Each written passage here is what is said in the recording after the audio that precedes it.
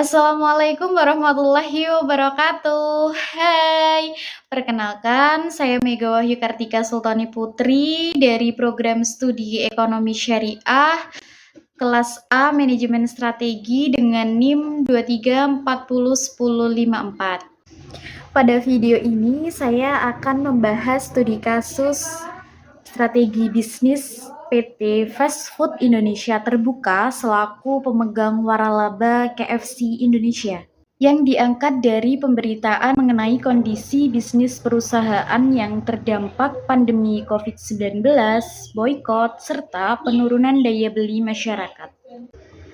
Kasus ini akan saya analisis menggunakan pendekatan lingkungan internal dan eksternal, analisis SWOT, strategi bersaing, serta langkah implementasi strategi sesuai dengan materi manajemen strategi. Jadi, situasi strategi perusahaan KFC Indonesia dalam beberapa tahun terakhir menghadapi tekanan bisnis yang cukup signifikan. Manajemen menyampaikan bahwa dampak pandemi COVID-19 yang berkepanjangan disertai isu boykot dan melemahnya daya beli masyarakat menyebabkan penurunan kunjungan konsumen dan penjualan.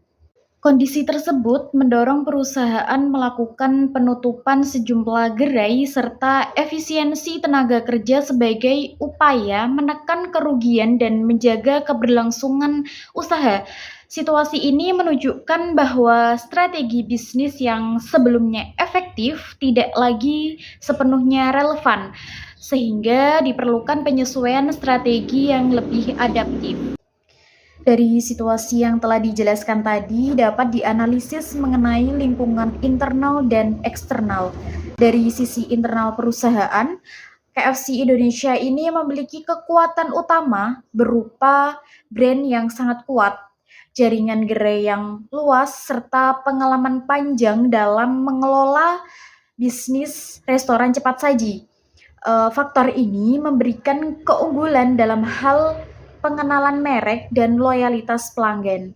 Namun, perusahaan juga memiliki kelemahan seperti tingginya biaya operasional serta ketergantungan pada penjualan offline, sehingga kinerja perusahaan sangat sensitif terhadap penurunan permintaan.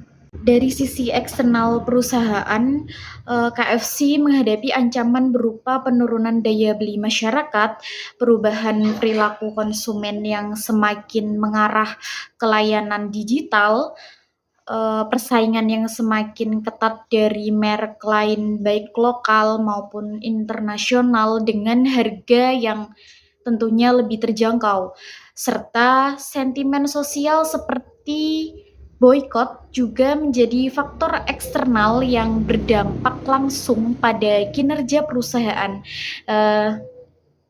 Di sisi lain terdapat peluang khususnya melalui pengembangan penjualan digital, mengoptimalisasikan layanan pesan antar, serta perubahan strategi pemasaran yang lebih sesuai dengan perilaku konsumen saat ini.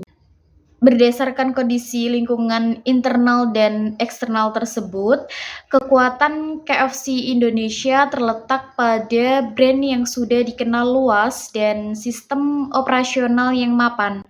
Namun kelemahannya adalah pada struktur biaya yang tinggi, lalu kurang fleksibel dalam merespon perubahan pasar, serta masih ketergantungan pada trafik pengunjungan gerai fisik.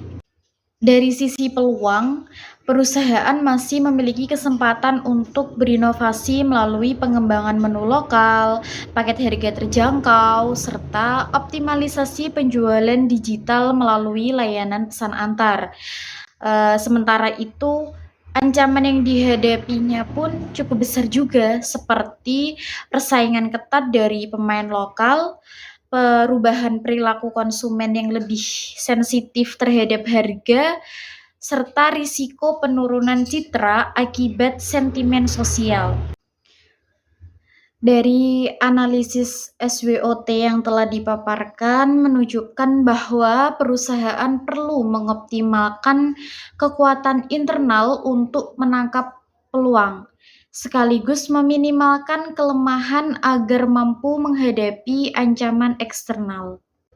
Berdasarkan analisis SWOT, strategi bersaing yang tepat bagi KFC Indonesia adalah mengombinasikan antara strategi diferensiasi dan efisiensi biaya. Perusahaan perlu membedakan diri melalui menu yang relevan dengan selera lokal, inovasi produk, dan pengalaman pelanggan yang lebih baik. Selain itu juga perusahaan harus fokus meningkatkan efisiensi operasional agar mampu bertahan di tengah tekanan biaya dan persaingan harga. Di sisi lain, KFC juga dapat menerapkan strategi fokus pada segmen pasar tertentu, khususnya konsumen kelas menengah yang cenderung sensitif terhadap harga. Dengan menawarkan paket hemat, promo digital, dan kemudahan akses melalui aplikasi online. Dengan demikian, perusahaan dapat mempertahankan pelanggan sekaligus menarik segmen baru yang lebih aktif di platform digital. Untuk mengimplementasikan strategi yang sudah dijelaskan tadi, KFC Indonesia dapat memulai dengan inovasi produk dan harga, seperti menghadirkan menu lokal, paket hemat, dan promo musiman yang sesuai dengan daya beli konsumen.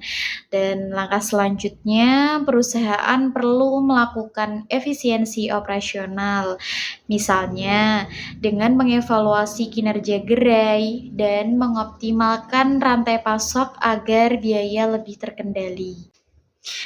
Sejalan dengan hal itu, penguatan penjualan digital juga menjadi langkah penting. Perusahaan perlu memperluas kerjasama dengan platform pesan antar, peningkatan aplikasi loyalitas pelanggan, dan pemasaran digital yang lebih agresif. Dari sisi sumber daya manusianya juga perusahaan perlu mengembangkan budaya kerja yang lebih inovatif dengan memberikan pelatihan dan intensif bagi karyawan agar mampu beradaptasi dengan perubahan strategi dan teknologi. Yang terakhir, seluruh strategi yang dijalankan perlu didukung oleh monitoring dan evaluasi secara berkala, sehingga manajemen dapat menilai efektivitas kebijakan yang diterapkan dan melakukan penyesuaian sesuai dengan dinamika pasar.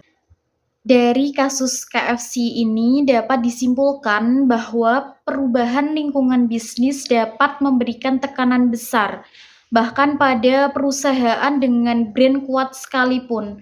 Oleh karena itu, perusahaan perlu melakukan penyesuaian strategi melalui diferensiasi, digitalisasi, dan efisiensi agar tetap bertahan dan kompetitif di tengah dinamika pasar. Demikian pemaparan studi kasus yang dapat saya sampaikan. Mohon maaf apabila ada salah kata dan pemaparan yang kurang jelas. Terima kasih. Wassalamualaikum warahmatullahi wabarakatuh.